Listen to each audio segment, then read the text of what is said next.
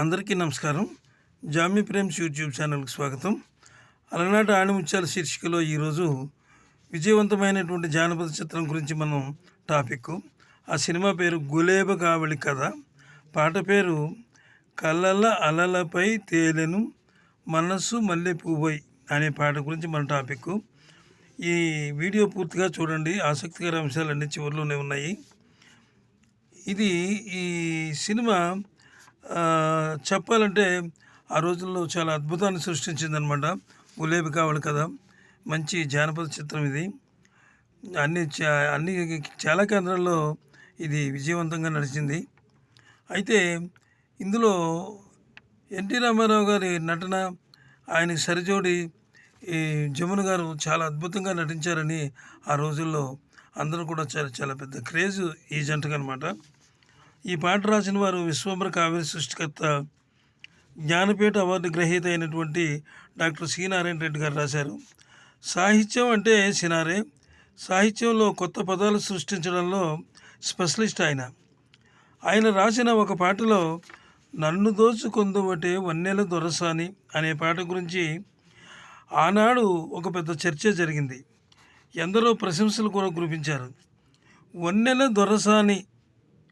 దొరసాని అనే పదప్రయోగం ఆ పాట అంటే ఆయన చేసినటువంటి కేవలం పదప్రయోగంతో ఆ పాట సూపర్ హిట్ అయిందని చెప్పి ఆ రోజుల్లో అందరూ అనేవారు.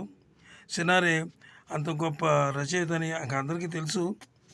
అయితే ఈ విషయంలో సాహిత్యపరంగా ఆయన ఎన్నో మెరుకులు తీసుకున్నారు ఆ పాటలో. ఇక పాట పాడిన వారు మధుర గంధర్వ గాయకులు ఘంటసాల మాస్టర్. శ్రావ్యంగా ఆలపించి ప్రేక్షకుల మనసుల్లో మల్లెలు పూయించారు. అలాగే ఈ పాట అంటే యుగళ గీతం. ఇది యుగళ గీతం అంటే జానకమ్మ సంగతి అందరికీ తెలిసిందే. మధురమైనటువంటి గాత్రం ఆవిడది. సంగీత సామ్రాజ్యంలో తిరుగులేని మహారాజ్ఞిగా వెలుగొందిన ఆవిడ తన మాధుర్యాన్ని వినిపించిన మృదు మధుర గాయని, గమకాలకే ఆమె గొంతు నుంచి ఈ పాట మనకు పరిమళించింది. తనువునంతా శారదీరేలా చేసిందనమాట. ఇక సంగీతం గురించి ఆలోచిస్తే జోసెఫ్ విజయకృష్ణమూర్తి గారు అద్భుతమైనటువంటి బాణీలు కట్టారు. ఆ రోజుల్లో ఆయన స్వర ప్రవాహానికి ఎవరూ అడ్డుకట్ట వేయలేకపోయారు అని అప్పుడు అనేవారు అందరూ. ఆయన ప్రభావంలో ఎన్నో మధుర గీతాలు ప్రాణం పోసుకున్నాయి. సంగీతాన్ని ఆస్వాదించగలిగే మనసుకే వాటి మాధుర్యాన్ని తెలుస్తుంది. కృష్ణమూర్తి గారు ఈ పాటకు ఎన్నుకున్నటువంటి రాగం ఆభేరి రాగంలో అజేయంగా ఈ పాటను పల్లకి ఎక్కించారు కృష్ణమూర్తి గారు. ఈ వీడియో మీకు నచ్చినట్లయితే ఒక లైక్ ఇచ్చి సబ్స్క్రైబ్ చేయండి, మాకు సపోర్ట్ ఇవ్వండి.